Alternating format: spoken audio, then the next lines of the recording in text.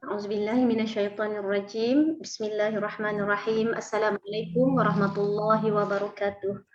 Alhamdulillah wassalatu wassalamu ala Rasulillah wa ala alihi wa sahbihi wa man walah. Subhanaka la ilma lana illa ma 'allamtana innaka antal alimul hakim. Alhamdulillahilladzi hadana li hadza wa ma kunna linahtadiya laula an hadana Allah. Rabbi shrah li sadri wa yassir li amri wahlul 'uqdatam min lisani yafqahu qawli. Allahumma anfa'na bima 'allamtana wa 'allimna ma yanfa'una wa zidna ilma. Rabbana yassir wa la tu'assir, Rabbana tammim bil khair, Rabbi zidni ilman, amin ya rabbal alamin. Ustaz, minggu ni kita ulang semula ayat 38.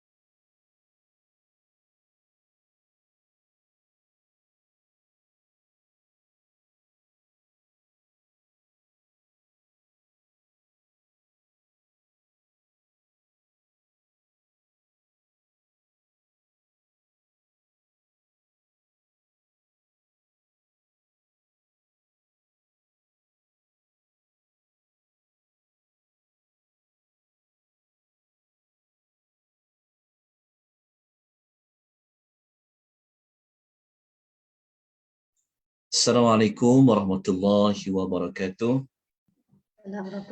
Alhamdulillah wassalatu wassalamu ala Rasulillah wa ala alihi wa sahbihi wa man walah, amma ba'd. Sidang jemaah sekalian, muslimin dan muslimat rahimani wa rahimakumullah.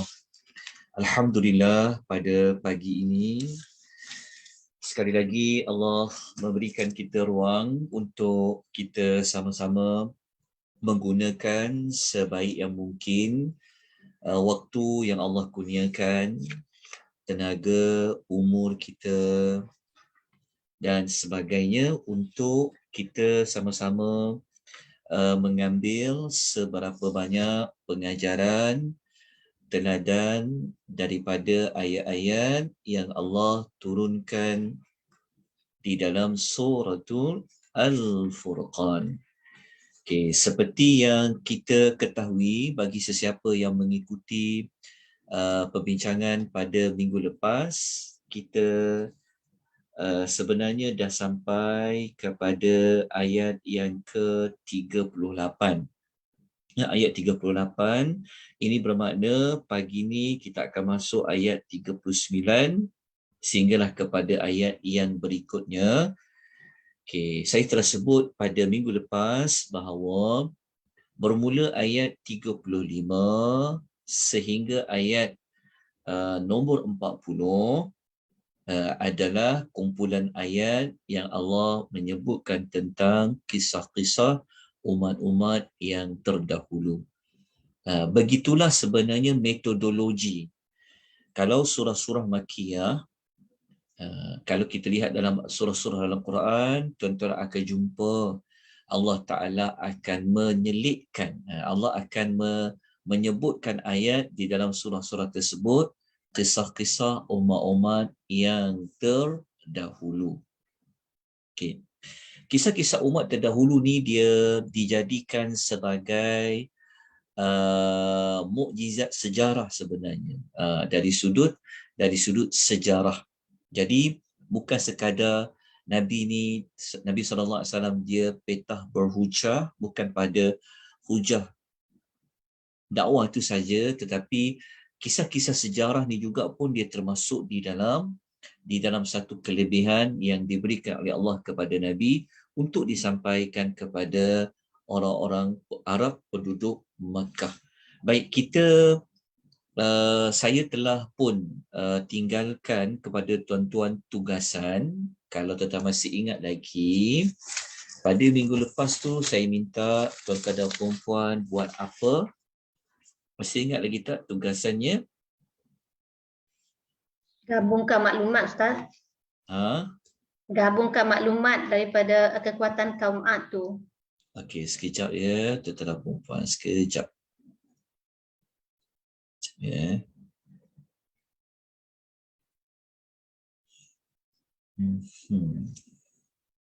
Sekejap.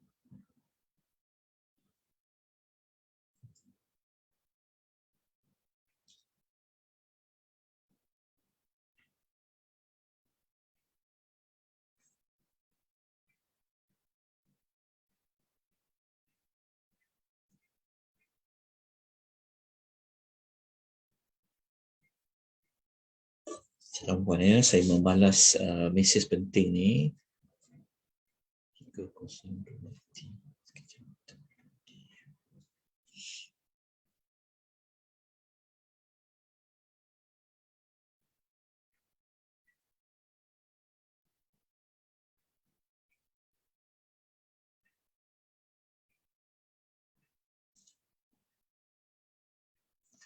Okey, kita teruskan. Okey, pada minggu lepas kita ada menyebutkan bahawasanya Allah ada menyebut pada ayat nombor 38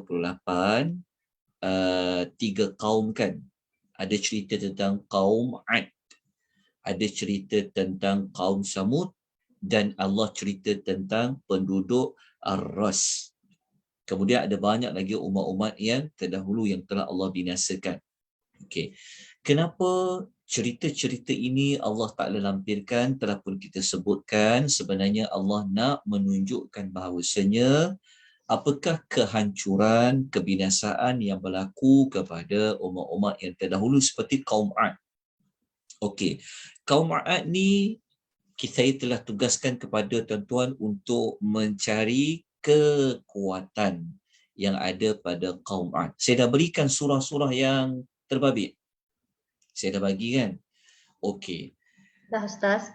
Okey, siapa boleh bantu sebutkan apakah kekuatan yang Allah beri kepada kaum Ad berdasarkan 5 surah yang kita beri sebelum ini, iaitu suratul Al-A'raf ayat 69, surah Hud ayat nombor 52, suratul Syu'ara ayat 128 sampai 130, surah Fussilat ayat 15 dan suratul Fajr ayat 6 hingga 8.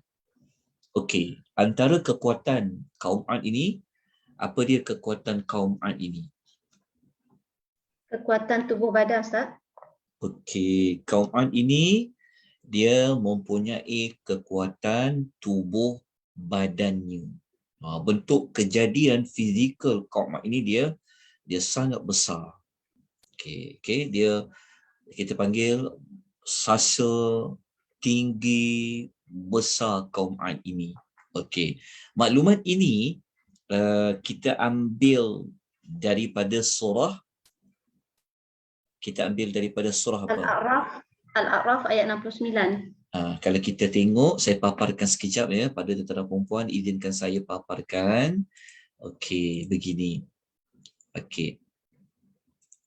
Kalau tuan-tuan tengok slide yang saya paparkan di hadapan tuan-tuan dan puan-puan di skrin Zoom ni, okey. Kalau kita tengok dekat suratul Al-A'raf ayat nombor 69, memang Allah menyebutkan kaum Ad ini dia mempunyai tubuh badan yang sangat hebat. Okey, ayat 69 surah Al-A'raf ni, ini adalah ucapan Nabi Allah Hud kepada kaum Ad. Yang mana Nabi Allah Hud mengatakan, dia kata, kita terus pada terjemahan ayat. A'udzubillahi minasyaitonirrajim. Wadhkuru sampailah hujung ayat itulah. Jadi Nabi Allah Hud kata, ingatlah ketika Allah menjadikan kamu khalifah selepas kaum Nuh. Maknanya ayat ni menunjukkan kaum Ad dia datang selepas zaman Nabi Nuh. Jadi Nabi Allah ingatkan, kamu ni wahai kaum Ad, kamu ni sebenarnya khalifah macam kaum Nuh. Macam kaum Nuh.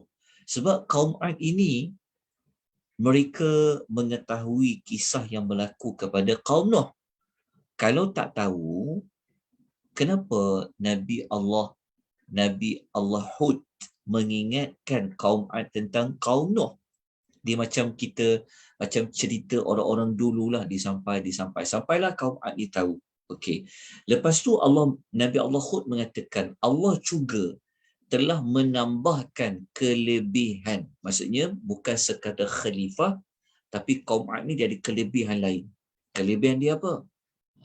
Dia ada fi khalqi bastah. Dekat perkataan khalqi bastah, pada bentuk kejadian tubuh badan kamu. Okey, jadi ayat ni terang-terang menunjukkan bahawasanya kaum Ad ini mempunyai tubuh badan yang hebat. Dia memang dah kuat dah. Okey. Jadi kalau kita nak tahu ayat lain yang Allah mengatakan tubuh badan kaum Ad ini besar, kuat, serasa, ada satu lagi ayat, iaitu ayat yang ke-52 dalam surah Hud. Ayat ini mungkin tuan-tuan pernah dengar. Ayat ini adalah ayat yang menunjuk kepada kelebihan kalau kita istighfar. Kalau kita istighfar, di antara kelebihan dia, Allah akan memberikan kita kekuatan. Allah akan memberikan kita kesihatan sebenarnya. Ini ayat dia. Allah menambahkan lagi kita tenaga dengan istighfar. Okay, ini ayat dia. Tapi bukan baca ayat ni. Tapi ayat ni menunjukkan bahawa salah satu kelebihan istighfar, Allah menambahkan kekuatan. Seperti mana Nabi Allah Hud cakap kepada kaum Ad. Dan Hud berkata, wahai kaumku, istaghfiru rabbakum, minta ampunlah kepada Tuhan kamu. Kemudian taubatlah kepada dia. Semoga Allah menurunkan rezeki kepada kamu dengan hujan yang lebat dan menambahkan kamu kekuatan. Nampak ya? Menambahkan kamu kekuatan di samping kekuatan kamu yang sedia ada. Maknanya Nabi Allah kata, kamu ni kuat, kata Nabi Allah kepada kaum. Kalau kamu nak lagi kuat, kamu istighfar, kamu bertaubat kepada Allah Azza wa Jalla. Okey, itu dua ayat yang menyebutkan kekuatan yang ada kepada kaum Ad. Okey. Kenapa nak cari maklumat tentang kuat ni? Kita dah tahu kaum Ad tu binasa kan. Tetapi kita nak menambahkan lagi rasa takut kita kepada Allah ni, nak menampakkan lagi kekuasaan Allah ni. Walaupun kaum Ad ini kuat, tapi dia dibinasakan dengan apa, tuan-tuan dan puan-puan?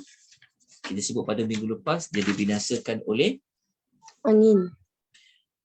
Dia telah dibinasakan hanya oleh angin. Angin, siapa sini kalau dia buka kereta, ada angin, dia buka tingkap kan, angin, ataupun dia nak motor kena angin, ataupun angin bertiup kepada dia kan, mungkin kita kata tak berlaku apa-apa, tapi kaum Ad dibayangkan dengan tubuh yang besar, hanya dengan angin je Allah hantar, habis kaum Ad. Dalam masa yang sama, kita nak membandingkan fizikal tubuh badan yang ada pada orang Arab Mekah berbanding dengan kaum Ad, jauh beza di antara langit dan bumi. Jadi turunnya kisah kaum Ad ini nak memberikan ancaman kepada penduduk Makkah yang mereka itu mempelekehkan, mendustakan Nabi SAW. Okey, apa lagi kekuatan dia kaum Ad yang lain ni? Apa yang mereka buat sebenarnya? Dengan mereka hebat ni, mereka buat apa? Mampu membina rumah-rumah dan bangunan yang tinggi. Bertukang. Mereka ni bertukang kan. Mereka buat bangunan di tempat-tempat yang tinggi. Soalannya macam kita tengok orang buat bangunan-bangunan tinggi, bangunan besar kan. Kaum Ad ni selamba je dia. Macam mana dulu mana ada crane kan, mana ada yang nak alat-alat moden macam zaman sekarang. So macam mana dia boleh buat? Nak angkat batu, nak tukang dia, nak ukir dia, nak pahat dia. Maknanya hebatnya kaum kaum Ad. Okey. Lepas tu kita ingat tak kaum Ad ini apa lagi yang dia buat selain dia boleh bina bangunan-bangunan yang besar yang tersegam. Maksudnya bangunan yang orang nampak, jauh boleh nampak bangunan itu besar. Apa lagi yang mereka buat kaum Ad ni? Apa lagi yang mereka, apa kepakaran kaum Ad ini? Dalam suratul Fajar kan ada kan? Mereka ni juga. Yang tu mereka membina bangunan yang tinggi yang belum pernah dibina oleh kaum terdahulu. Mereka Okey. orang pertama yang bina. Okey. Dalam suratul Fajar ingat tak? Mereka ni apa? Alam tara kaifa fa'ala rabbuka bi'ad. Okey, kita tengok dulu ayat dia. Okey, kalau kita tengok contoh yang saya paparkan sekarang ni, ini adalah suratul Syu'ara ayat nombor 128 sampai 130. Dekat sini buktinya yang mana Nabi Allah tegur kaum Ad ni. Tegur kaum Ad ni. Dia kata, atabnuna bikulli ri'in ayatan ta'bathun wa tattakhiduna mafani'a la'allakum takhludun. Allah kata, Nabi Allah kata, kamu ni patut ke kamu nak mendirikan bangunan-bangunan yang tersegam pada setiap tempat yang tinggi tanpa tujuan? Nabi Hud kata lagi, kamu duk susah payah buat bangunan-bangunan yang kukuh, tembok-tembok yang kukuh ni, apa kamu ingat kamu boleh hidup lama? Okey, jadi kat sini ayat menunjukkan bahawa betapa hebatnya kaum Ad ni. Sampai dia boleh bangunan-bangunan yang besar. Okey, kalau kita tengok dalam surah Al-Fajr, kata dalam surah Al-Fajr, okey, dalam surah Al-Fajr, nama gelaran kaum Ad ini juga dipanggil Irama. Kaum Iram. Okey, Iram. Iaitu penduduk Iram. Penduduk Iram tu maksudnya kaum Ad lah. Ini kita telah jelaskan Iram ini apa pada modul fakta di sebalik kisah para Nabi. Siapa yang mengikuti kelas hari Isnin, malam Selasa, kita ada terangkan Iram ini apa. Iram ni adalah gelaran lain bagi kaum Ad. Okey, jadi mereka ni buat apa? Irama dhatil imad allati lam yukhlaq mithluha fil bilad. Dia adalah penduduk Iram. Itu kaum Ad ni mereka juga digelar penduduk Iram yang mempunyai bangunan-bangunan yang tinggi, yang mempunyai tiang-tiang yang tinggi, yang besar yang mereka lakukan. Okey. Tuan-tuan, muslimin dan muslimat rahimani wa rahimakumullah. Walaupun mereka ni hebat macam mana pun kan, apa jadi kepada mereka? Ingat lagi saya dah sebut pada tuan-tuan dan puan cerita dalam surah Al-Ahqaf. Jadi kalau nak tahu di mana ayat yang kaum ini Allah binasakan, disebut spesifik apa bentuk azab dia dibinasakan, kena buka surah Al-Ahqaf. Masih ingat lagi minggu lepas saya katakan kepada tuan-tuan dan puan-puan yang mana kaum Ad ini mereka sendiri yang mencabar untuk datangnya azab kepada mereka. Kan? Akhirnya datanglah azab itu, yang mana azab itu kalau kita baca pada ayat nombor 24 surah Al-Ahqaf, Allah menghantar apa kat mereka? Rihun fiha azabun alim, iaitu angin yang membawa azab yang sangat pedih. Angin pun rihun, angin. Okey, angin ni tuan-tuan, dia punya fungsi angin ni datang, akhirnya habis tempat-tempat tinggal mereka. Ingat tak tadi dia bina bangunan-bangunan yang tinggi kan, besar. Mereka ingat macam tak ada masalah lah kan, tapi tidak. Dengan angin yang Allah hantar habis. Mereka semua habis, mati. Melainkan beberapa kesan tempat tinggal mereka. Dan kita nukilkan minggu lepas bagaimana Nabi sangat bimbang jika datangnya, Nabi nampak awan, lepas tu Nabi bimbang dekat awan itu adanya angin yang akan membawa azab. Okey, selesailah kisah kaum Ad. Okey.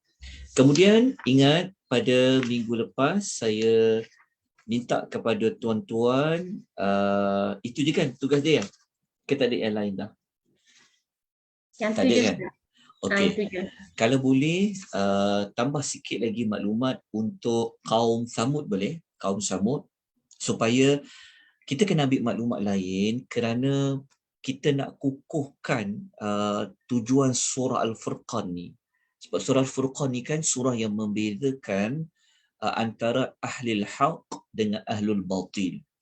Jadi nak bagi kita rasa tentang kaum Samud ni dibinasakan dia macam mana, maka kita kena rujuk dalam surah lain. Sebab dalam surah Furqan ni Allah tak sebut mereka dimusnahkan dalam bentuk yang bagaimana.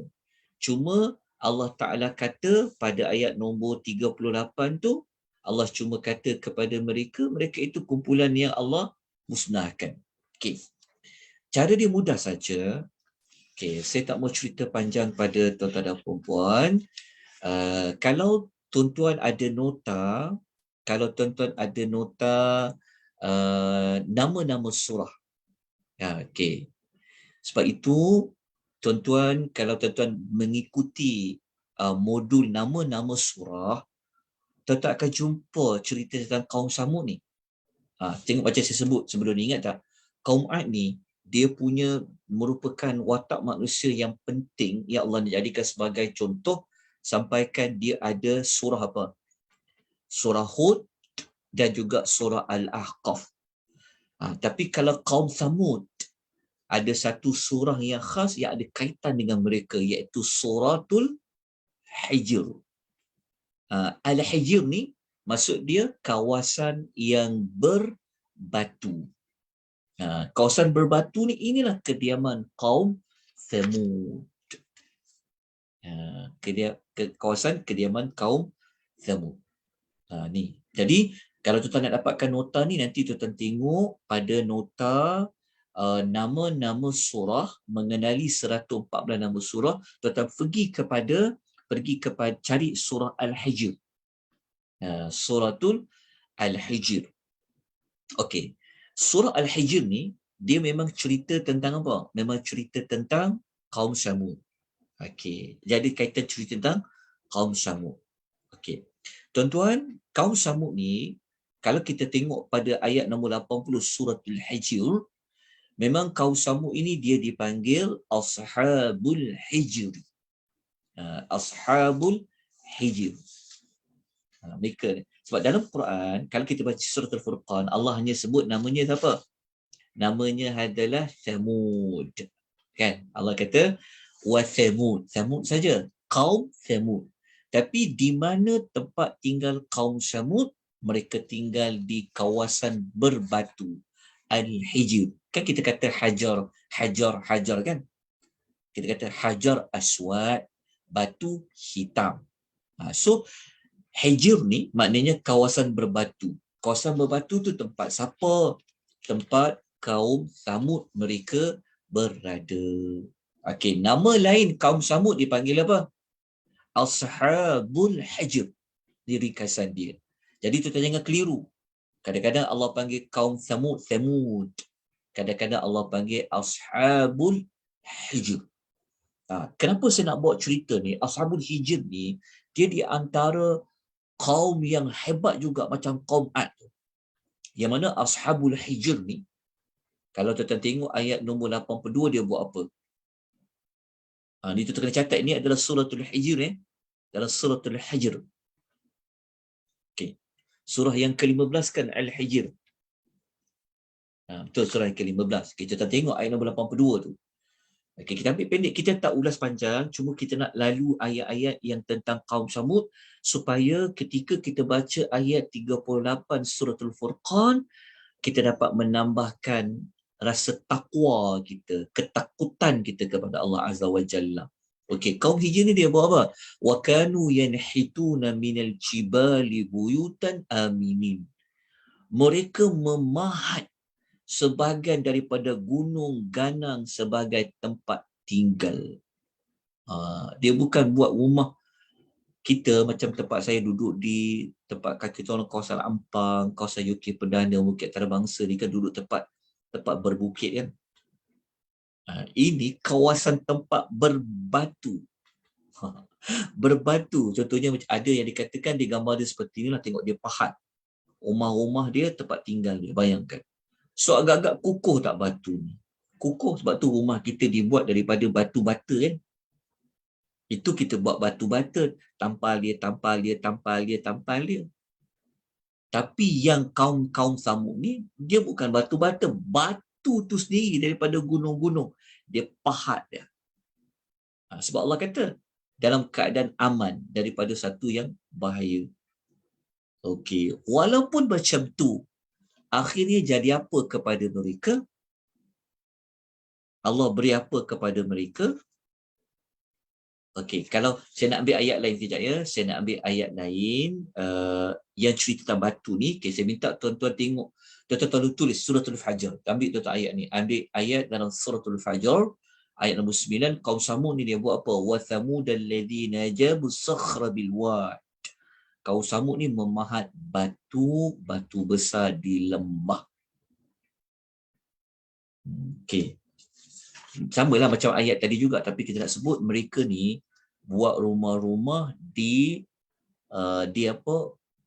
lembah-lembah yang batu-batu yang besar. Begitu juga tuan-tuan boleh ambil dalam surah Asy-Syu'ara ayat nombor 149. 149. Okey. Maknanya kaum Samud ni hebat. Kaum Samud ni bukan berbeza dengan orang Arab Mekah. Alah, orang Arab Mekah nak lawan dengan kaum Samud, dengan kaum Ad, jauh langit dan bumi lah. Tapi apa jadi dekat diorang? Binasa. Walaupun ada rumah-rumah, dari rumah-rumah yang duduk dalam gunung-gunung tu, binasa. Kita nak tahu tak binasa dia dengan apa? Binasa dia, tengok dekat sini. Tuan-tuan, nota ni kalau tuan-tuan nak, tuan-tuan ambil dekat nota nama Suratul Hijr, ada maklumat tu. Okey. Begini. Kalau tuan-tuan tengok ya, ini gabungan ya semua ayat tentang kaum Samud. Dia punya azab dia apa? Azab dia yang ini. Azab dia kaum Samud ni. Okey. Mula-mula kaum Samud ni mereka diberikan peluang selama 3 hari. 3 hari ni, ini adalah dalam surah Hud ayat 65. Tuan-tuan tulis je ayat ni, nanti tuan-tuan rujuk. Mereka ingat ni tak ada apa-apalah kot, saja je Nabi Saleh ni warning kat kita. Hari yang keempat tu, masuk saja subuh hari yang keempat. Apa berlaku? Maka ada satu pekikan suara yang sangat kuat. Pekikan suara yang kuat ni, tuan-tuan boleh rujuk surah Hud ayat nombor 67 dan suratul Hijr ayat nombor 83. Okey. Dah jelas. Lepas mereka mendengar pada hari yang keempat itu sayhatu, maka berlakulah gempa bumi yang kuat. Gempa bumi yang kuat yang menggegarkan. Bayangkan rumah kat gunung-gunung kan. Mereka telah merasai gempa bumi yang sangat kuat dengan skala Richter yang sangat kuat lah. Kita boleh jumpa dalam suratul Al-A'raf ayat nombor 78. Okey. Lepas tu, akhirnya mereka disambar oleh petir. Petir sambar dia. Suratul Fussilat ayat 17 dengan suratul Zariyat ayat 43 dan ayat nombor 45. Okey. Dah tuan-tuan? Dah selesai? Tapi bukan setakat tu je tau. Bukan setakat tu saja. Kaum Samud ini akhirnya mereka mati bergelimpangan. Allah sebut pada ayat 67 surah Hud, dan cara mereka mati bergelimpangan ini umpama ranting dan daun-daun yang hancur. Kita boleh tengok dalam surah Al-Qamar ayat 31. Dahsyat tak tuan-tuan? Saya sebut benda ni, saya yakin tuan-tuan akan dapat lebih merasai merasai ketakutan dia. Kalau kita baca ayat 38, kalau kita tak ada maklumat yang tambahan seperti ini, tuan-tuan, kita sekadar tahu kaum Samud, ya Allah hapuskan saja. Tapi bentuk dia macam mana, itu yang kita cerita mereka buat apa dulu. Mereka itu siapa? Baru kita cerita tentang azab dia. Tuan-tuan. Jelas tak perempuan, muslim-muslimat rahimani wa rahimakumullah. So kalau dah jelas, okey.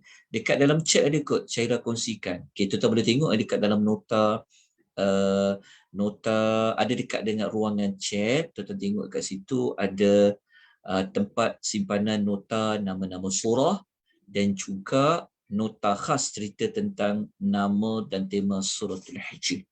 Tuan-tuan ambil dekat situ. Sebab itu tuan-tuan, saya telah maklumkan pada tuan-tuan sebelum ini.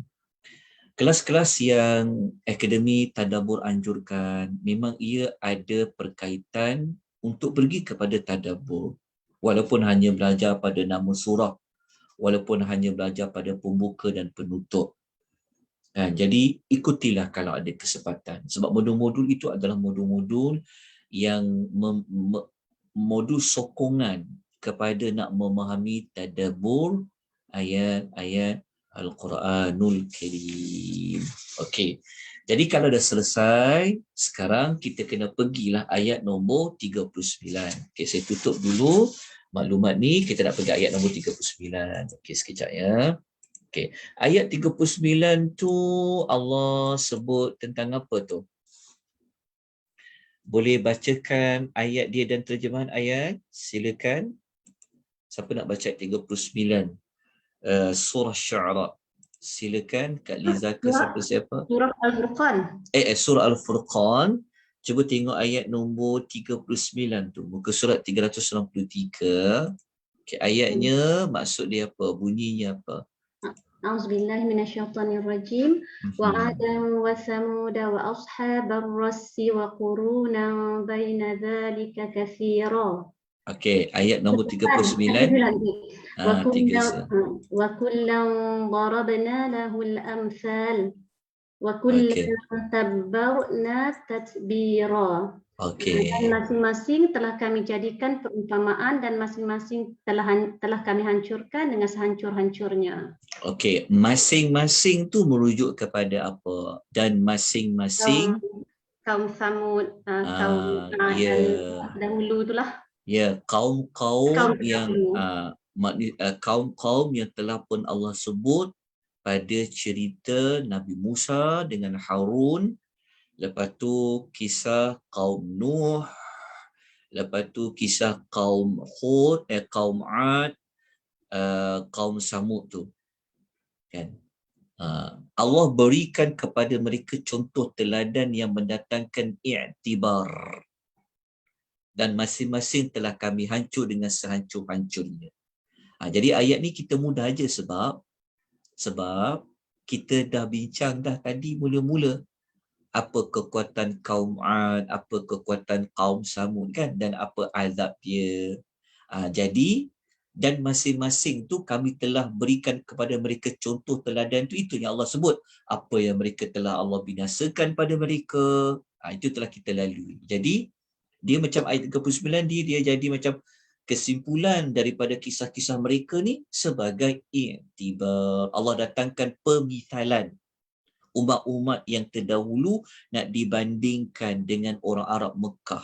Nak dibandingkan penduduk musyrikin Mekah, nak dibandingkan dengan kaum Ad, dengan kaum Samud ni memang jauh bezalah. Tapi Allah jadikan ia sebagai teladan dan i'tibar. I'tibar tu macam itulah. Macam mana mereka dibinasakan oleh Allah dengan angin yang kuat, ada yang dibinasakan dengan pekikan suara, dengan gempur bumi dan sebagainya, akhirnya mati berkelipangan seperti yang kita bacakan tadi. Okey. Ayat 40, ayat 40 ni Allah Ta'ala selitkan ada satu. Allah selitkan ada satu lagi kisah kepada penduduk Makkah. ataupun kepada orang-orang yang kafir. Okey, ayat nombor 40 ni kalau kita baca dia, Allah Taala berfirman, a'udzubillahi minasyaitonir rajim, wa laqad atau 'alal qaryati allati umtirat matarassu. Dan demi sesungguhnya mereka, mereka telah mendatangi atau ala qaryah, telah melalui bandar ataupun kota yang pernah dihujani dengan azab yang buruk. Afalam yakunu yarawnaha, tidakkah mereka selalu menyaksikan dia, nampak tempat satu kaum yang pernah dihujani dengan batu? Bal kanu la yarjuna nusyura, bahkan mereka adalah orang-orang yang tidak ingatkan adanya kebangkitan hidup semula. Maknanya ayat ni Allah bagi tahu, Allah memberitahu dalam bentuk persoalan tentang pengingkaran terhadap perbuatan penduduk Mekah ni. Mereka pernah sampai, mereka lalu lalang ke tempat satu kaum yang pernah dihujani dengan azab yang buruk. Okey, ayat 40 ni tentang kaum apa sebenarnya? Ayat 40 ni. Kaum Lut. Ayat 40 ni adalah kaum Lut. Umat Nabi Allah Lut alaihi salatu wassalam. Kenapa Allah yang kita berfikir-fikir kan? Macam kalau kita fikir-fikir, kenapa ayat 40 ni, saya pun sebenarnya mencari juga jawapan-jawapan yang lebih jitu sebenarnya kan, sebab 39 ni kalau ikutkan macam penutup kan. 39 ni macam tutup cerita dah. Tiba-tiba ada satu lagi cerita, iaitu kaum Lut kan. Kaum Lut kan ayat 40. Okey, Allah Maha mengetahui kenapa Allah Taala nak aturkan ayat 40 ni diletak selepas ayat nombor 39. Okey, dalam masa yang sama kita dapat mengetahui ini adalah contoh depan mata. Ni contoh depan mata yang mereka boleh nampak dengan lebih jelas lagi. Kalau macam kaum Samud ni, kaum Ad tu, mungkin bentuk-bentuk dia tinggal sikit-sikit je. Kesan tu ada, masih ada. Tapi kalau kaum Samud, kalau kaum Lut ni, memang kita nampak jelas kan sampai sekarang kan. Tempat dia itu masih lagi wujud. Jadi orang Arab musyrikin ni, mereka diancam dengan perbuatan mereka kalau lawan Rasul, mereka boleh jadi macam kaum Lut yang lawan Rasul. Okey. Lepas tu, Allah Ta'ala bagi tahu kepada kita, kenapa orang Arab musyrikin ni yang ulang-alik lalu kawasan kaum Lut tu, mereka tak ambil kisah. Hati mereka ni macam kata orang nampak yarawnaha kan, mereka lihat sendiri. Mereka tak ambil kisah kerana dalam tu ada jawapan. Kerana mereka la yarju nanusyura, kerana mereka tidak inginkan, kerana mereka tak percaya akan adanya nanti pembalasan buruk, pembalasan baik terhadap amal-amal mereka. Itu di antara sebab besar dia. Kan? Dia sepatutnya macam ni lah, macam kita lalu begini. Tuan-tuan pernah tak lalu di satu jalan raya, tiba-tiba tuan-tuan melihat ada orang kemalangan. Nampak depan mata tu macam mana orang tu terbaring di tengah jalan. Pernah tak tuan-tuan lalui? Saya banyak kali saya jumpa. Depan mata tengok ada orang mati. Memang dah mati tu jalan raya tu. Dia macam kita nak ambil ayat afalam yakunu yarawnaha lah kan. Maksudnya tidak akan mereka selalu dapat menyaksikan. Jadi nak menunjukkan apabila kita tengok depan mata kita orang yang mati kemalangan, apa iktibar dia bagi kita yang memandu? Apa iktibar dia? Kena hati-hati. Kita waktu tu kita mesti macam, ish, aku kena buat perlahan-lahan ni. Aku tak boleh naik motor ni, contohlah kan, yang jatuh kan. Aku kena naik kereta ni, ataupun aku tak boleh bawa dalam keadaan aku mengantuk ni, sebab kita tersedar.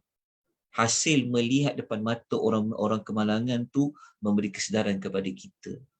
Tapi penduduk Mekah ni, dia macam dia insaf tak? Kan, setelah dia tengok kaum Lut ni, tapi kalau kita baca ayat ni, mereka tak insaf pun. Mereka macam ada kisah.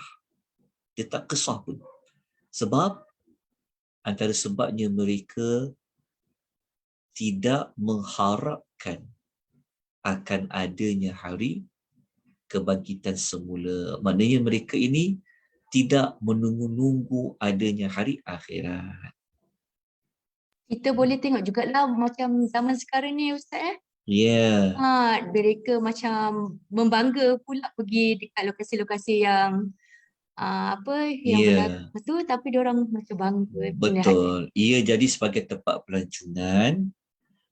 Dia boleh jadi seronok pula. Sepatutnya kita kena buat-buat menangis dalam hadis tu. Kita tak boleh lama-lama, kena bergerak dengan cepat. Tapi ialah, boleh tengok, boleh ambil gambar, tapi jadikan ia jadikan dia sebagai peringatan. Okey, sebab apa? Sebab kisah kaum Lut ni dia masih lagi ada sampailah zaman kita sekarang. Dan perbuatan kaum Lut ini lebih berat daripada berzina. Lebih berat daripada penzinaan. Tapi orang lebih nampak zina tu macam berat berbanding dengan hubungan lelaki sesama jantina kan. Tapi ini kita kena cegah dia. So, ayat ini memberikan penekanan kepada orang Arab musyrikin bahawa sepatutnya mereka ni kena sedar. Okey, jadi untuk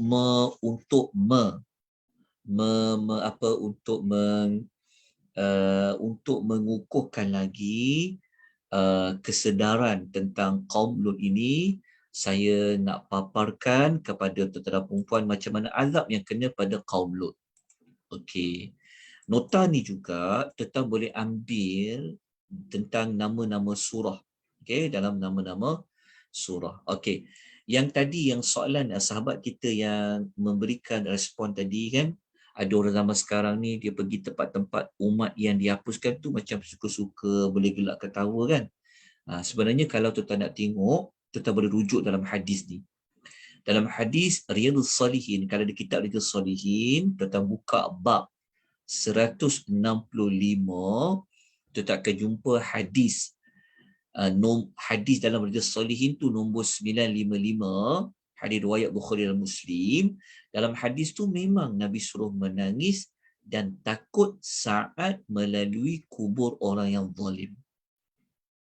Tapi kenapa kita boleh gelak-gelak, boleh ketawa? Maknanya hati kita ni mati. Hati kita ni sakit.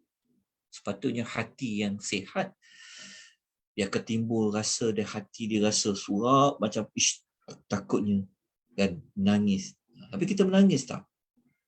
Kita rasa takut setakut-takutnya tak? Itu bezanya orang yang terkesan dengan orang yang tak terkesan. Okey, jadi kita lihat apa yang berlaku kepada kaum Lut. Okay, kita bukan nak cerita kaum Lut tu panjang lebar, tetapi kita nak sebutkan tentang bentuk-bentuk azab yang Allah beri kepada kaum Lut. Okey. Mudah saja tuan-tuan perempuan rahimani wa rahimakumullah. Saya ada letakkan maklumat tu nanti pada surah dia. Okey. Kaum Lut ini tuan-tuan perempuan begini. Kita tengok ya dia punya bentuk azab dia. Okey, kaum Lut ini antara azab yang mereka terima sebenarnya, mereka mengalami suatu suara yang kuat, yang sangat kuat ketika matahari terbit. Maklumat ini Allah letakkan di dalam suratul Hijr ayat 73. Okey. Ayat nombor 73 suratul Hijr. Ni tentang kebinasaan kaum Lut. Kemudian barulah Allah Ta'ala terbalikkan yang atas ke bawah, yang bawah naik ke atas. Okey. Maklumat yang diterbalikkan bumi mereka tu atas ke bawah, bawah ke atas itu, tuan-tuan boleh rujuk ayat 74 suratul Hijr dan ayat nombor 82 di dalam surah Hud. Dalam masa yang sama, mereka dihujani dengan batu daripada tanah yang dibakar. Maknanya batu-batu yang nak dikenakan pada setiap orang kaum Lut ini, batu-batu itu sebenarnya hasil daripada tanah yang telah dibakar. Jadi kerasnya tanah yang dibakar itu ia seperti batu. Ia ada pada suratul Hijr ayat 74 dan surah Hud ayat nombor 82. Okey. Batu-batu yang dibakar ni dia panggil hijaratam min sijil. Dia macam surah Al-Fil lah. Alam tara kaifa wa arsala alaihim tayran ababil tarmihim min hijaratin min sijil. Sama. Okey, batu yang dibakar. Dan tuan-tuan boleh tambah lagi maklumat dekat situ.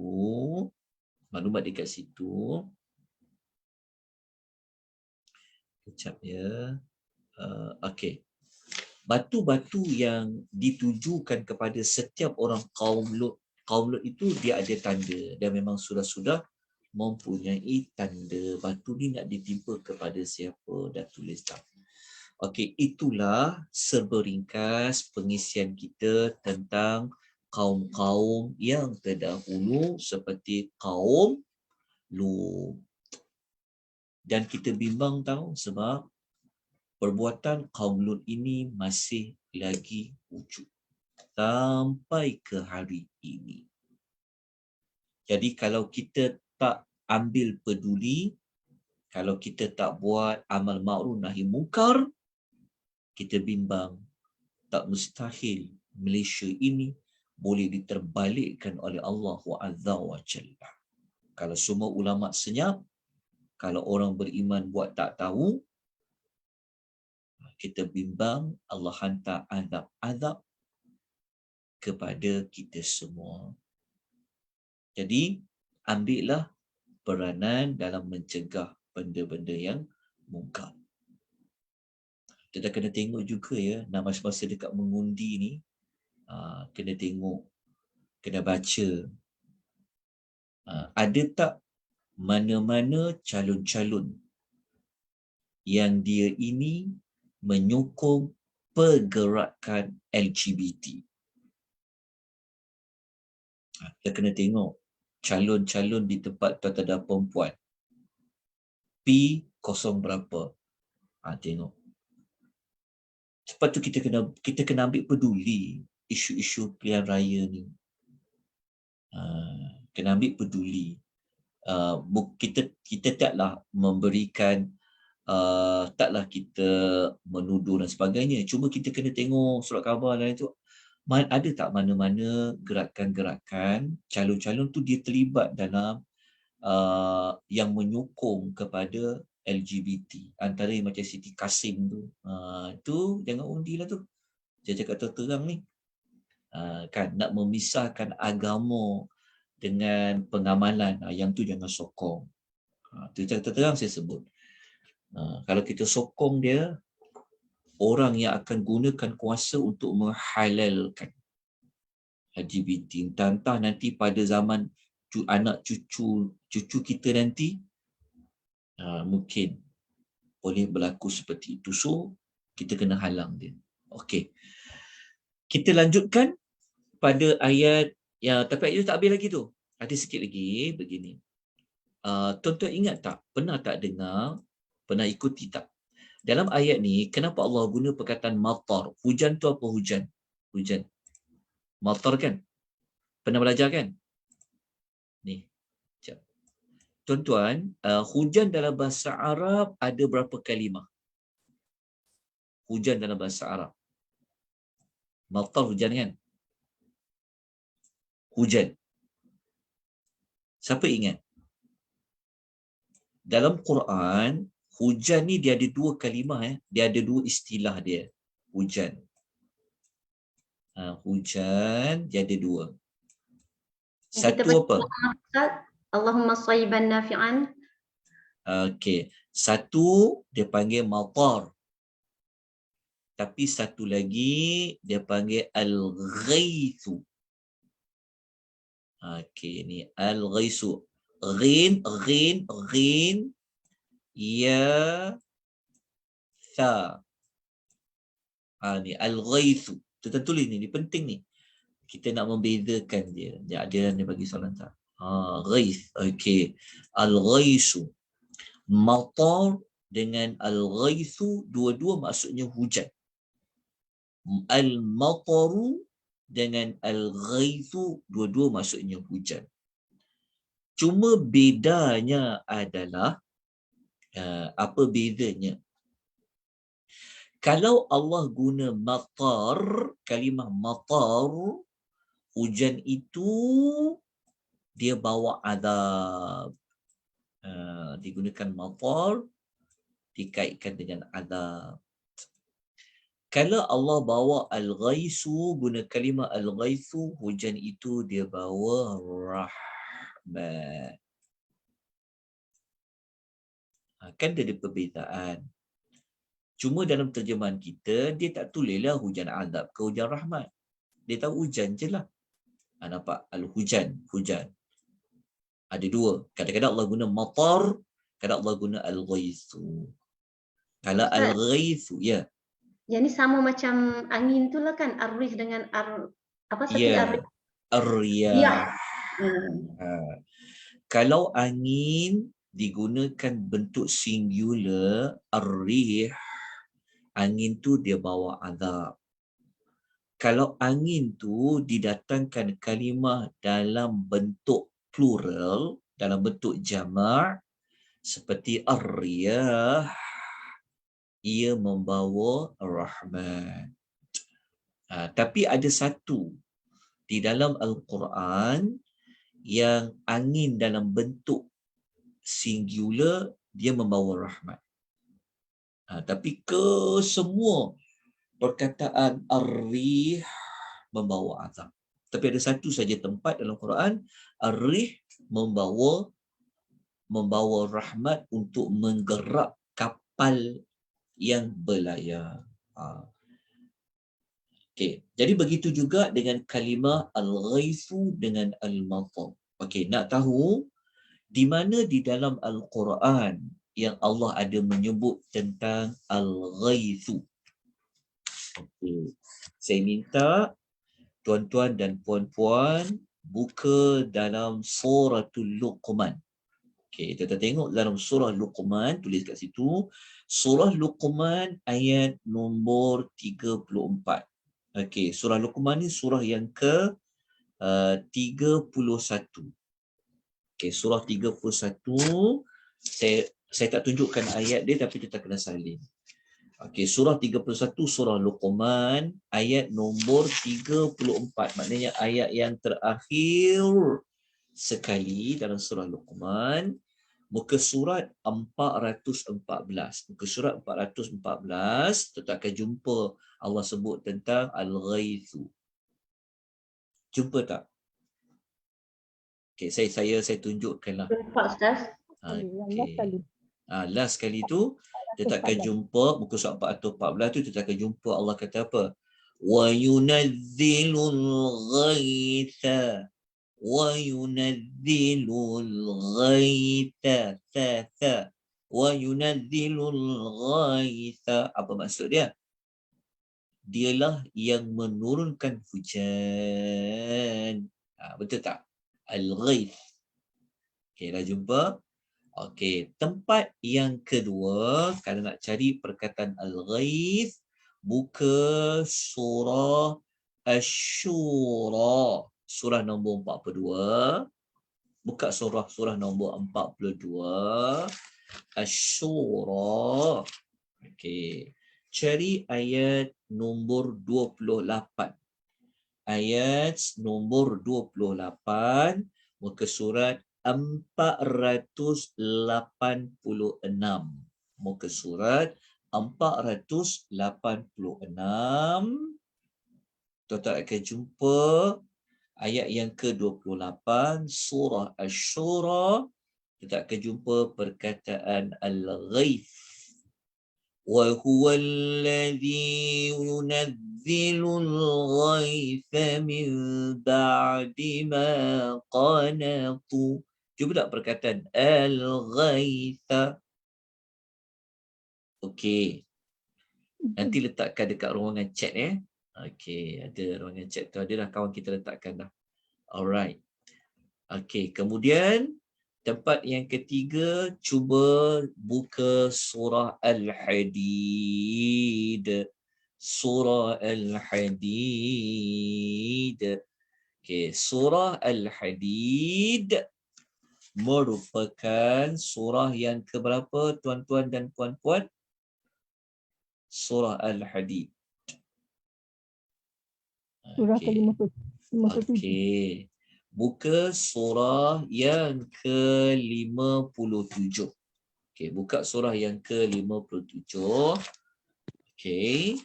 Buka surah yang ke-57. Cari ayat yang ke-20. Cari ayat nombor 20. Cari ayat nombor 20. Muka surat 540 Suratul Hadid. Okey, dalam ayat nombor 20 itu, tuan-tuan akan jumpa Allah menyebut perkataan kamathali ghaithin.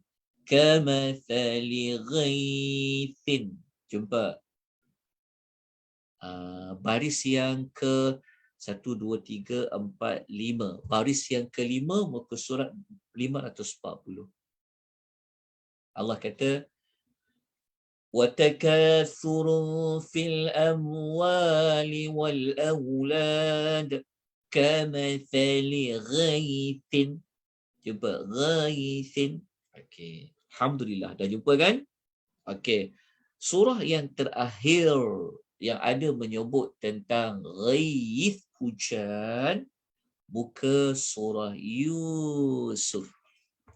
Buka surah Yusuf, surah yang ke-12.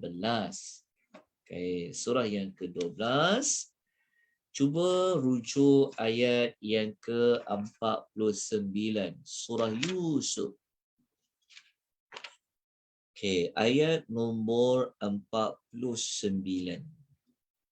Muka surat 241. Ya, muka surat 241. Jazakillah khairah. Okey, dah jumpa. Ayat nombor 49, tuan-tuan akan jumpa Nabi Allah Yusuf.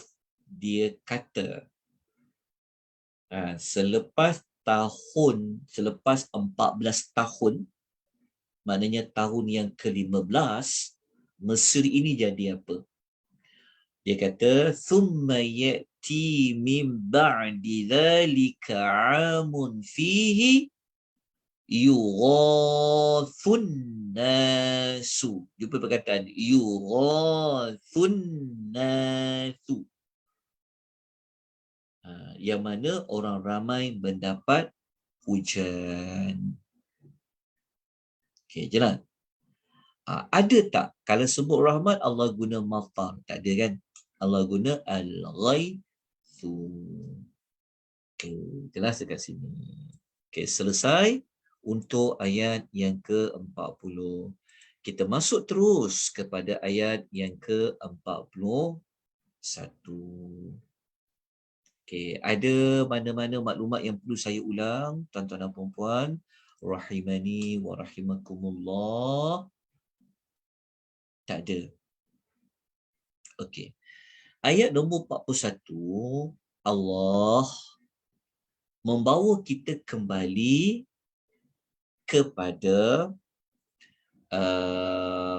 watak perihal orang-orang Mekah terhadap Nabi sallallahu alaihi wasallam.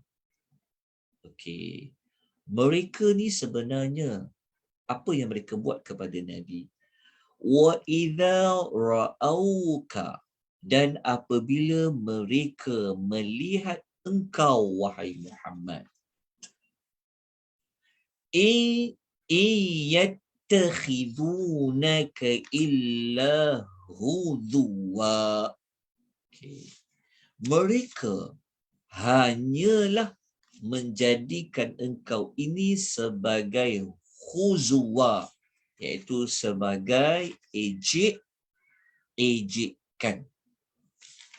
Maknanya Nabi ni dijadikan sebagai bahan ejekan. Apa bentuk ataupun cara mereka mengejek Nabi SAW diterangkan pada potongan ayat yang selepasnya. Ahadzal ladzi ba'asallahu rasula. Sambil-sambil mereka mengejek tu, mereka kata, ini ke orang yang diutuskan oleh Allah sebagai rasulnya? Mereka ejek Nabi. Apa kata?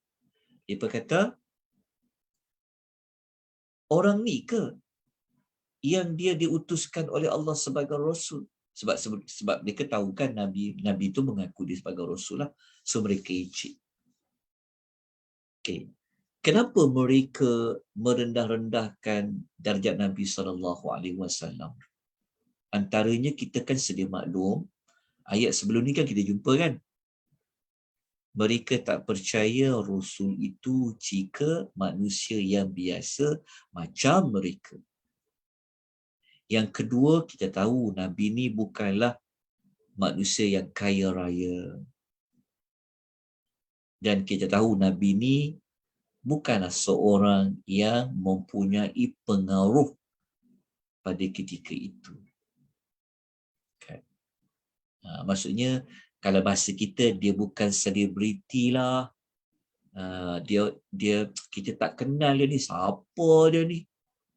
Bukan ustaz dalam TV ke, bukan penceramah, pendakwah yang dalam media sosial ke, contoh. So mereka tak kenal Nabi ni.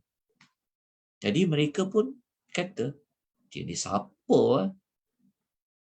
Kan, dia ni ke jadi Rasulullah? Okey. Kita jelas ayat ni kan. Okey.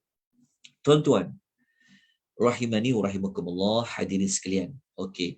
Kalau boleh, saya nak minta tuan-tuan dan puan-puan ambil ayat lain, rujuk ayat lain yang sebenarnya bukan Nabi Muhammad je diejek, sebenarnya yang dipertikaikan, yang dikecil-kecilkan. Nabi-nabi dulu pun macam tu juga. Okey, boleh tak kalau tuan-tuan tuliskan ayat dia, tuan-tuan tulis dia surah Al-An'am. Surah Al-An'am, surah yang ke-6, ayat nombor 10, muka surat 129. Surah Al-An'am, surah yang ke-6, ayat nombor 10, muka surat 129.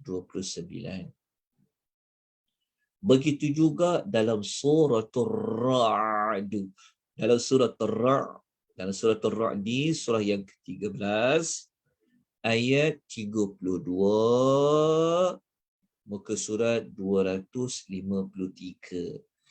Muka surat 253. Macam tu juga dalam suratul Al-Anbiya, surah yang ke-21, surah Al-Anbiya, ayat 41, ayat ke-41, muka surat 325. Muka surat 325. Okey, muka surat 325.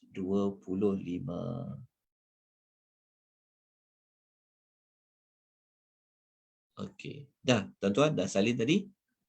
Okey. Ayat-ayat yang kita bacakan tadi adalah ayat-ayat yang menunjukkan bahawa Nabi-Nabi yang dulu pun macam tu. Dipelekehkan, diejek-ejek, dipermain-mainkan, dipersenda-sendakan. Samalah seperti mana Nabi Muhammad sallallahu alaihi wasallam.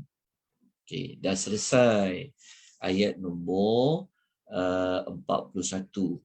Tapi kita perlu dalami sedikit lagi. Okey, cuba tuan-tuan perhatikan. Nampak tak sini ada perkataan ahadha, ahadha. Ahadha tu maksud apa? A, ni macam kita katakan bahawa macam apakah Pertanyaan. ini? Dia macam pertanyaan. Ni hamzah, tu pertanyaan. Hadza tu ini. Kan? Okey, ini ni hadza, inikah? Kan?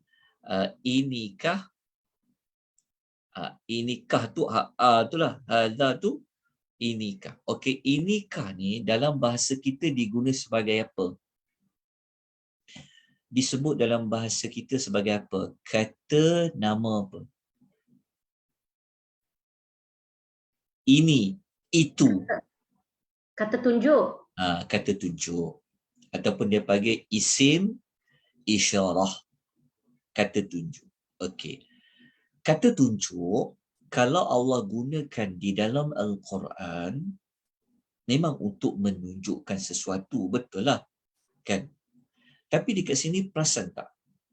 Kata nama tunjuk ni, kata nama tunjuk yang dekat ke yang jauh? Yang dekat. Ini. Dekat. Yang dekat kan. Kalau jauh dia guna apa? Ini. Kalau jauh dia guna? Zalika. Dia guna itulah. Betul tak? Itu. Ini, itu.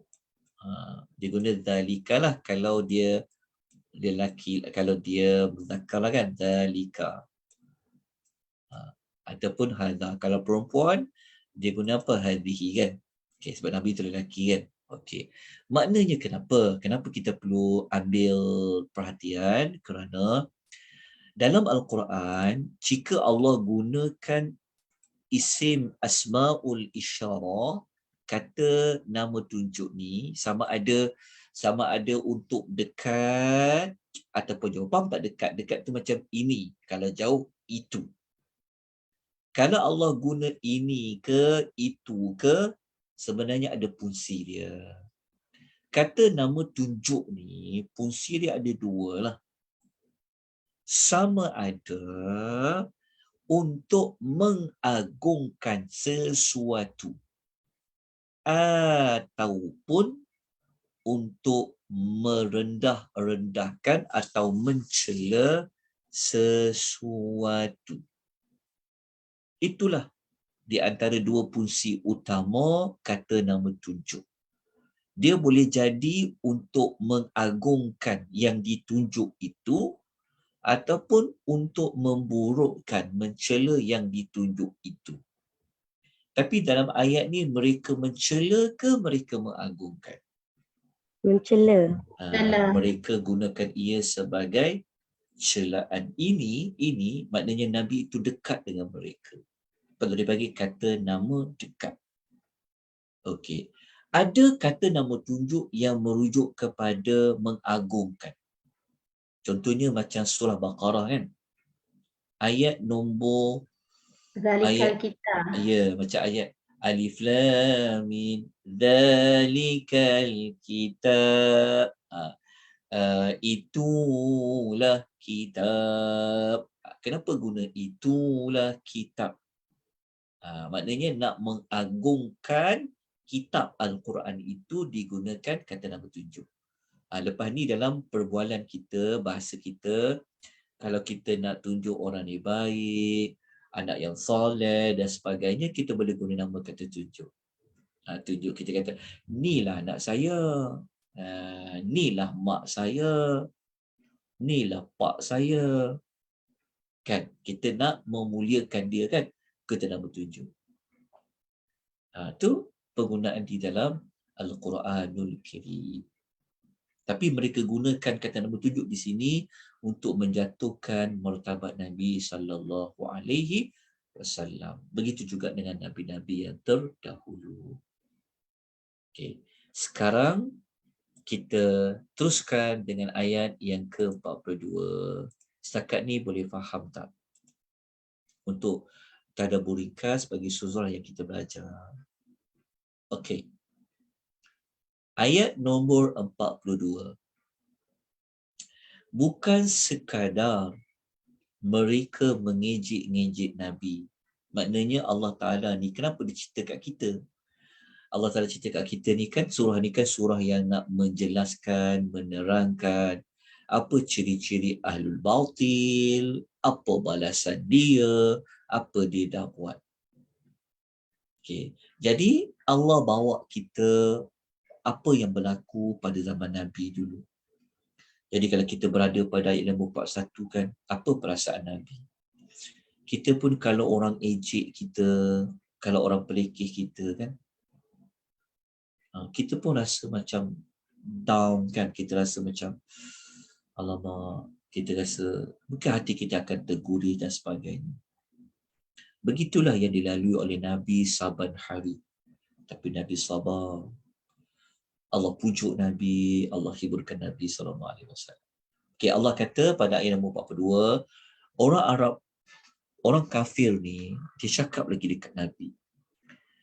Dia kata, in kada, sebenarnya dia ni hampir-hampir, kada tu maksudnya hampir-hampir, la yudhilluna an alihatina. Dia berkata, kali tadi ayat 41 macam mereka kata Muhammad ni entah siapa-siapa dah. Kan mungkin dia kata Muhammad ni tak ada pengaruh, Muhammad ni tak terkenal, Muhammad ni manusia biasa. Tapi dekat ayat 42 ni mereka seperti memperakui bahawa Nabi ni boleh pengaruh orang juga tau. Lepas tu mereka kata apa? Sebenarnya dia ni hampir-hampir dapat menyesatkan kami dari Tuhan kami. Mereka kata. Mereka panggil selain Allah itu Tuhan bukanlah bermaksud layak untuk dipanggil Tuhan. Tapi alihatina tu untuk kita memahami mereka menganggap itu Tuhan. Tapi pada hakikatnya tidak ada sesuatu pun yang layak dipanggil ilah sebagai Tuhan yang diibadahi. Macam kita sebut la ilaha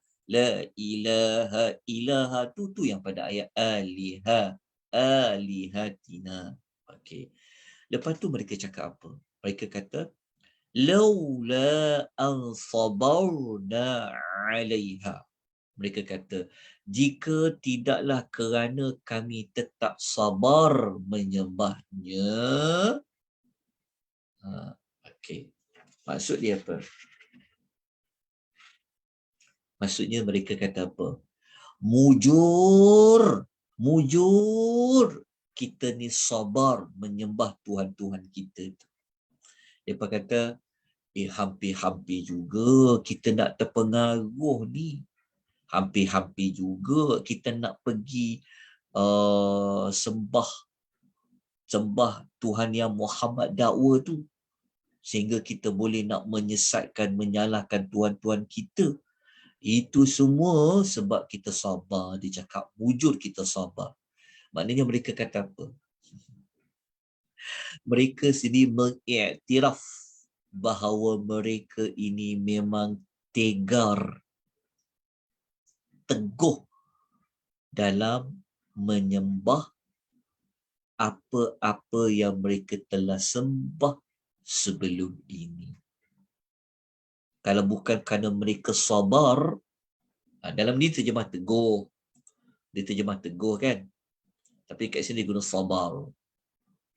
Dekat sini dia panggil sabar yang maksiat. Tak boleh lah ya. Sabar dalam melakukan maksiat merupakan sabar yang melmum. Sabar yang dikeci. Dia kata, tidaklah kerana kami tetap sabar menyembahnya. Maknanya mereka kata, nasib baik kita ni sabar menyembah Tuhan-Tuhan kita. Kalau tidak, habis kita terpengaruh dengan Muhammad ni. Okey, sampailah pada ayat ni. Lepas tu Allah memberitahu kepada mereka, وَسَوْفَ يَعْلَمُونَ حِينَ يَرَوْنَ الْعَذَابَ مَنْ أَضَلُّ السَّبِيلَ. Dan mereka akan mengetahui nanti ketika mereka melihat azab, masa mereka dapat melihat azab, masa tu mereka akan tahu man, siapakah, adallu, yang lebih sesat, sabila, jalannya. Okey. Jelas tuan-tuan dan puan-puan rahimani wa rahimakumullah. Maknanya Allah bagi tahu nanti, Allah kata mereka ni ketika mereka melihat azab yang datang, masa tu mereka akan memperakui, mereka akan tahu siapa sebenarnya yang sesat dengan sebenar-benarnya, Muhammadkah yang sesat ataupun mereka yang sesat. Sebab masa dekat dunia mereka kata Muhammad lah yang sesat. Sebab Muhammad dah menyesatkan mereka daripada menyembah Tuhan-Tuhan mereka. Okey, azab dekat sini. Okey, azab dekat sini tuan-tuan perempuan. Okey, kita boleh luaskan maknanya bukanlah azab semata-mata di hari akhirat saja. Bukan. Tetapi azab Allah juga boleh diterima semasa apa? Semasa dekat dunia. Jangan kita sempitkan makna azab di sini hanya ketika di akhirat saja. Tetapi dekat dunia pun ada. Ada tak azab dekat dunia? Ada tak azab kecil dan azab besar? Ingat tak ada satu ayat dalam Quran, Allah kata, nanti mereka akan merasai azab kecil dan azab besar. Ingat tak? Dalam surah apa? Tuan-tuan selalu, jemaah-jemaah kita selalu tunggu surah tu untuk mereka sujud sajadah. Surah apa tu?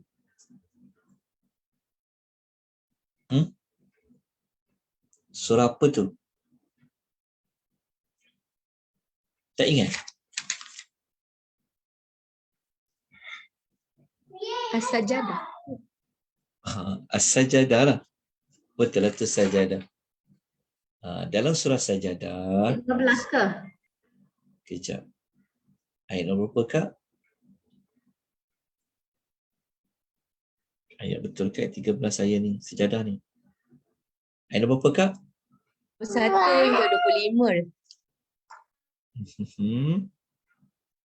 Allah kata mereka akan lalu mereka akan kata azabal adna dunal azabil akbari. Ke surah Sajadah ke surah Sajadah lah. Ayat 21. Cuba tengok ayat 21. Ayat 21 surah Sajadah ya, muka surat 413. Kita nak tengok 17. Kita nak tengok bahawa perkataan azab dalam ayat ini, surah Furqan ni bukan hanya untuk di hari akhirat baru mereka akan mengetahui siapa lebih sesat. Tapi dekat dunia pun boleh berlaku. Seperti mana kalau kita rujuk dalam ayat 21, muka surat 417 surah Sajadah, Allah ada menyebut azab tu ada dua. وَلَنُذِيقَنَّهُمْ مِنَ الْعَذَابِ الْأَدْنَى dunal azabil akbar. Ada dua jenis azab kan, ayat 21. Azab yang lebih rendah daripada azab yang lebih besar. Maknanya azab di dunia sebelum dapat azab yang besar di hari akhirat. Okey. Last sekali pengisian kita kena tutup dengan azab yang Allah timpakan kepada kejap. Okey. Azab dunia. Okay, faham ya? Azab tadi bukan hanya azab akhirat, tapi dekat dunia pun mereka boleh melihatnya. Okay, kita tutup ayat nombor 42 ni dengan ayat Suratul Nisa, ayat nombor 18. Okay. Cuba kita tengok Suratul Nisa, surah yang keempat, ayat nombor 18. Apa yang berlaku kepada orang-orang yang kafir ini ketika mana mereka nak sampai ajal. Muka surat 80 Ustaz. Ya, muka surat nombor 80, surah An-Nisa. Kat situ kita tahu tentang orang yang nak bertaubat ketika mati. Maksud dia, ketika mereka nak mati pun, mereka tahu dah mereka bersalah. Mereka tahu mereka ini salah. Muhammad itu betul. Kan? Lepas tu kita kata orang nak mati ni ajar tentang kalimah syahadah, supaya kita menyaksikan tentang keesaan Allah dan kebenaran kerasulan Nabi sallallahu alaihi wasallam. Tapi ada orang ni mati, ketika mati baru nak bertaubat. Tapi waktu tu tak boleh. Jadi azab dekat dunia ni juga seperti mana kalau kena pecahkan lagi, seperti azab ketika nak mati, azab di dalam kubur. Itu termasuk dalam azab di dunia. Okay. Kita ada waktu lagi tuan-puan sedikit. Kalau ada apa mana-mana pertanyaan sebelum kita tangguhkan jam 10.30. Kesian dekat tuan-tuan dan perempuan. Lepas ni ada kelas satu lagi kan? Tak ada ini Ustaz. Dia minggu kedua je. Oh, ya. Patut tuan steady je. Ada kelas Alhamdulillah. tu. Okey, tak Ustaz, apa. Ustaz, kenapa ada penggunaan alif lam al-azab? Penggunaan alif lam al-azab. Okey, alif lam merujuk kepada kata nama, betul lah tu, al-ma'rifah kan.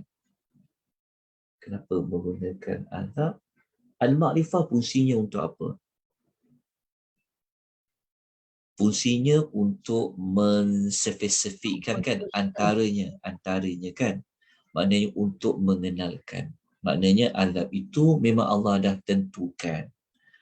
Azab yang tertentu itu sudah pasti Allah Ta'ala tentukan manakah yang layak untuk mereka. Dan azab itu memang pasti ditimpakan kepada mereka.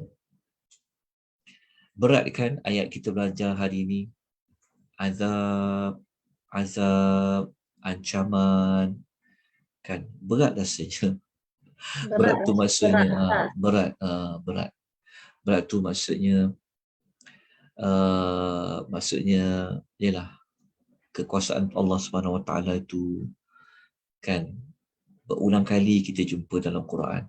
Ini baru surah Furqan. Tapi tak berubah-ubah juga manusia ni. Kan? Okay, moga-moga dengan ayat-ayat ini dapat menambahkan rasa takut kita kepada Allah dan kita semakin dekat kepada Allah dengan kita bertaubat mana-mana kesalahan. Kita membersihkan mana-mana kotor-kotor pada bab-bab ibadat kita.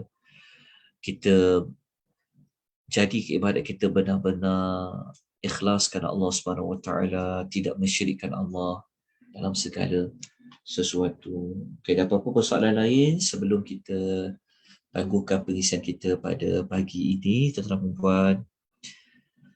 Minta maaf ya, tuan-tuan terpaksa merujuk surah ini, merujuk ayat ini, tapi moga-moga tuan-tuan dapat belajar sesuatu tentang metodologi untuk memahami sesuatu ayat dengan ayat yang lain. Ada persoalan, tuan-tuan dan puan? Ada.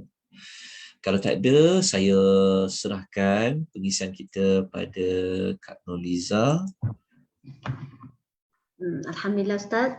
Sebenarnya kalau kata kita tak tengok azab orang terdahulu pun, kita tengok yang terdekat dengan kita tentang kematian pun kita dah boleh ambil iktibar. Sesungguhnya hari kebangkitan tu pasti ada sebenarnya. Jadi kita kena buat persediaan lah. Dan contoh-contoh yang Allah bagi dalam Quran ni kita kena ambil iktibar sebenarnya.